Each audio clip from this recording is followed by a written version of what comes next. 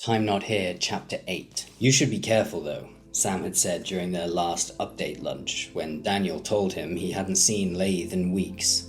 He might do something dramatic if he thinks he's lost his grip on you. What do you mean? Daniel asked. Well, he's a man who likes to have power over others. He had power over you, a hell of a lot of power. He doesn't now, and he surely knows it. He might just think I'm working a lot and busy and... He's not stupid, Daniel, Sam interrupted. He knows you've been avoiding him. He'll have spent all this time trying to figure out why, all the while working up a plan to get you interested again, to get you to start doing shit for him again. What shit does he want from me now? He's got his job and the games he can play there. It could just be the satisfaction that he gets from fucking with you. The pleasure he takes in seeing you squirm. Sam took a glug of his beer and sat back thoughtfully. So, you think there's something coming? Daniel asked after a few moments. Yes, sure of it actually. He's going to invent some grand story, invented to make you feel sympathy for him, to make you want to run to the rescue like you used to. Especially after the whole cat thing didn't go according to plan. You should keep your guard up for whatever he does next. Daniel stood silently, staring down the stairs. Laythe was groaning and moaning as he rubbed his face, occasionally glancing up to check that Daniel was still watching. Shit, Daniel said after a few moments. He didn't know what else to say. Yeah, shit, Laythe shouted with unbelievable force. I was on my way home from my shitty job and two fucking thugs got in front of me and demanded my phone. I said no, so they punched me in the face. I managed to fight them off and run towards the shops. Cowards didn't even bother chasing me. His words were slurring. He must have had a few drinks. He shifted slightly, then laughed with a loud and maniacal tone. Taught them a lesson, though. I pushed one of the fuckers in the river. Where was it? Daniel asked, trying to sound supportive. Right in the middle of Millennium Bridge. Laythe was still laughing, standing up as he cradled his lower back. My phone's a piece of shit, though. It's older than them, probably. What cretin arseholes to think I had something worth taking? Daniel knew the walk home from the city centre, and he knew the bridge. The problem was that bridge had metal fencing running along both sides of the walkway. After too many drunken students had stumbled over the edge, clearly they had decided to make it difficult for any more to fall in. To push someone in the river, off the edge of that bridge, you'd have to lift their whole body over that chest-high fence. Simply impossible for a short man like Laythe, who didn't work out. Especially if their thuggish partner is right there. Hardly worth the effort when running away was a better option.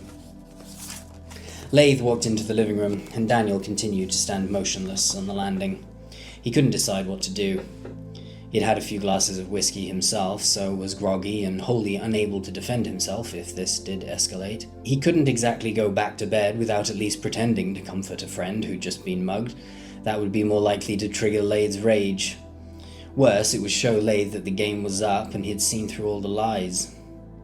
Better to play along and see where this goes, he thought. As he reached the bottom of the stairs, he found Laythe sat on the sofa, shaking his head. Nothing was said for a few minutes until Daniel asked, Should I call the police? I don't know. What do you think? Laythe shouted back, sarcasm bursting through again. Daniel took his phone out and started dialing the local police station. He predicted exactly what would happen next as he put the phone to his ear. No, stop, Laythe interrupted. It won't accomplish anything. The fuckers will be long gone by now. And what are they gonna do anyway? Send some dickhead in a uniform round who'll tell me to be more careful, son, but sorry, there's nothing we can do. No thank you. Daniel put the phone back in his pocket, holding back his smile. He continued to stand in silence, watching the rehearsed series of emotions that Laythe was presenting, one by one. First anger and hatred towards the perpetrators. Then sadness and crocodile tears at the pain he was in. Then maniacal laughter at the idea of pushing one of them into the river. Without speaking, his face cycled through the emotions over and over as if he was stuck on loop, waiting for Daniel to intervene. After a while, Daniel could sense that Laythe was starting to realize something wasn't right. If he was still under his control, he should have run to the rescue and offered to make him a drink, talk it over, and bandage his wounds. Instead, amazed at the lengths Laythe was willing to go to elicit a response from him, he just stood there, emotionless, silent. Laythe stood abruptly and went to the kitchen. Closing the door behind him, he turned on the sink tap on full, the splashing audible from the living room. Just as Daniel wondered what he was doing in there, he burst back into the living room. Except now, he had blood on his face. The river was at least a 15-minute walk from the house. Laythe had now been in the house, moaning and groaning, for well over half an hour. Daniel's mind whirred. There's no way in hell that 45 whole minutes could pass before an injured nose started bleeding. Did he use the tap to mask the sound of hitting or cutting himself until he bled? All to add some theatre to this spectacle?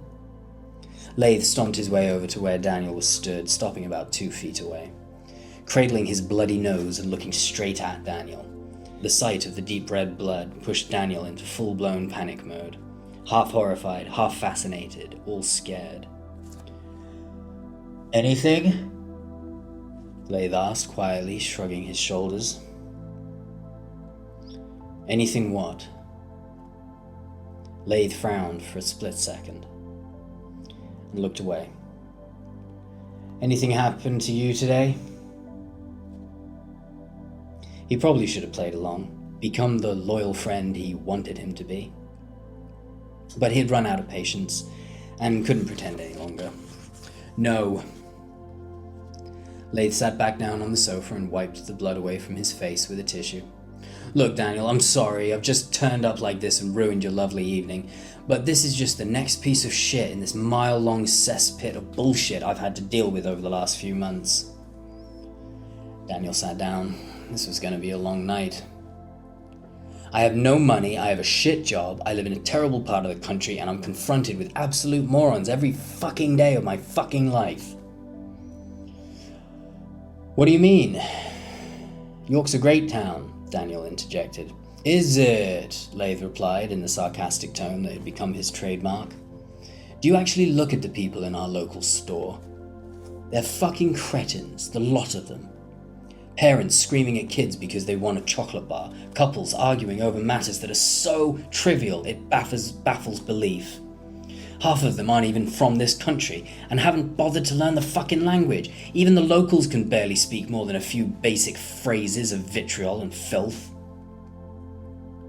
Daniel was the one who'd suggested York. Any criticism of the town was a criticism of his decision to move them back there. Laythe went on. "I'm working in a place that doesn't even bother to buy the right amount of stock, so I'm constantly running out of drinks to serve the arrogant and entitled wankers that come into the place. They think they're better than me because they have a better paying job, and they treat me like the plebs I've spent my life self-educating myself away from. My boss is a coward who listens to a little voice in his head that says he can't trust me. And my brother won't even accept the help I offer him, out of the kindness of my heart that I offer with no strings attached, simply because I care about him, not expecting anything in return for my kindness, and he won't even talk to me. And look, Daniel, I know you're worried about money and feeling a bit stressed, but I feel like you don't even want to be in the same room as me anymore. You don't have a beer with me, you don't want to smoke weed together, you don't even want to share a meal anymore. I want my friend back. If I had my friend back, I might be able to deal with all this shit, but without you, I'm just stuck here alone with my own tortured mind and the morons of York." He took a breath. "I need to know, for my own sanity, what has happened that has made you so distant lately?" Daniel stayed silent, trying to think of what he could say to diffuse this. "I told you. I'm stressed about the rent money and whether you can keep that job long enough to pay on time." "Right," Laythe said. "All about the money, is it?" "I had you pegged wrong, Dan. I thought you were a virtuous man, a man of honor. who would do anything for the people who were loyal to him. I've already done everything I can, Laythe. I've spent so much money getting you here. Did I ask you to do that? Laythe interrupted with an ear-piercing shout. The painful truth tied up in that statement sent Daniel into a seething rage of his own that he only just managed to keep contained. Deniability at work. Never mind all the phone calls with bad news. Never mind the claims that the bailiffs were coming tomorrow to take all my possessions and probably my cat. No, it was all Daniel's fault. Laythe had never asked for help. Daniel thrust it upon him, thinking it was his own idea. All so that he could yell those words in this moment. I don't fucking care about York, Laythe calmed down a little. I can deal with it, but what I can't deal with is losing my only friend in the world for something that I seem to have done to offend you, but I've no idea what it is. Just tell me, Daniel. Tell me what I did. Tell me what I've done that makes me deserving of this kind of treatment. I want to know exactly what I did. Look, I've been working so much, and I'm so tired that when I get back, I just want to relax in my room. Daniel desperately tried to say anything but the truth. Bullshit. I'm not an idiot. I've got ears. I can hear you rustling around alone in your room until 2 a.m. rather than chill out with me downstairs. I hear the cork coming out of your whiskey bottle. You're clearly hiding it up there with you. I'm sick of you skulking around like some sort of cowering buffoon. I'm your friend.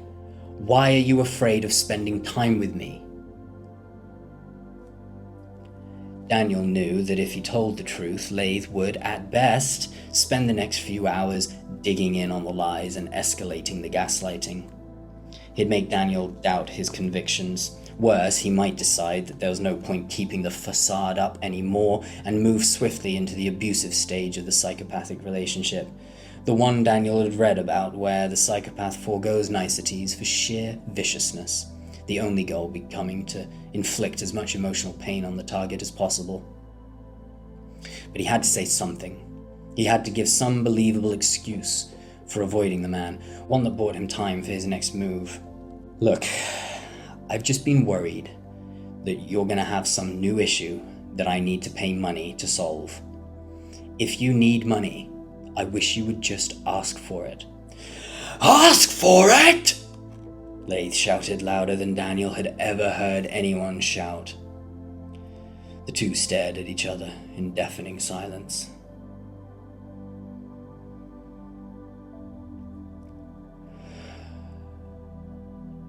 I just don't believe you.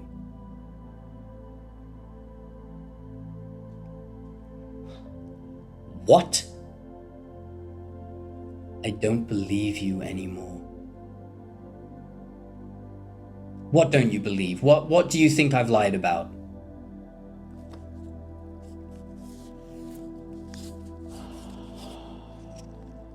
I'm not gonna say. Why? I'm just not. Well, how the fuck am I supposed to defend myself if I don't even know what you think I've been lying about? Is it Felix? Do you think I've been lying about how bad the job is? He hadn't, but he did now. No, that's not it. What then? I'm not gonna say. Daniel felt a power inside those words. A power he never knew he had. He could say no. Laythe sighed heavily, then stood. Fuck this, I'm tired of trying anymore. I want you to leave, Daniel said before he got to the door. Laythe froze and hung his head. What? I want you to go, Laythe. I need to find a new housemate who can pay his rent on time. Daniel, it's the middle of winter. Where the hell do you think I could go? Your brother's, your dad's, I don't care. He surprised himself with how firm he was being. despite how hard his legs were shaking. You should have made sure that you had a job that paid you as soon as you got here, but you didn't. You sat in your room smoking weed for weeks, then got a job with a scumbag who's not paying you, and now here we are.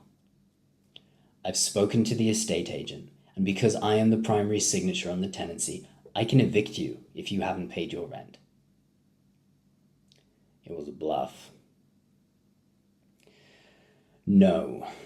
Laythe turned to face Daniel, less than a foot from his face, and with a menace in his eyes that only the worst movie villains could out-sinister. Let me tell you what I'm gonna do. I'm gonna stay in this house. This house that I am contractually entitled to stay in. And I'm gonna pay my fucking rent, even if I have to sell everything I own. Then, I'm gonna find a way to get the fuck away from this place. I will leave when I choose to leave. Fuck you, Daniel. You're a coward. All right, that's chapter 8. Thank you for joining me. Be well, take care of yourself, take care of your family. And I will see you again soon for chapter 9.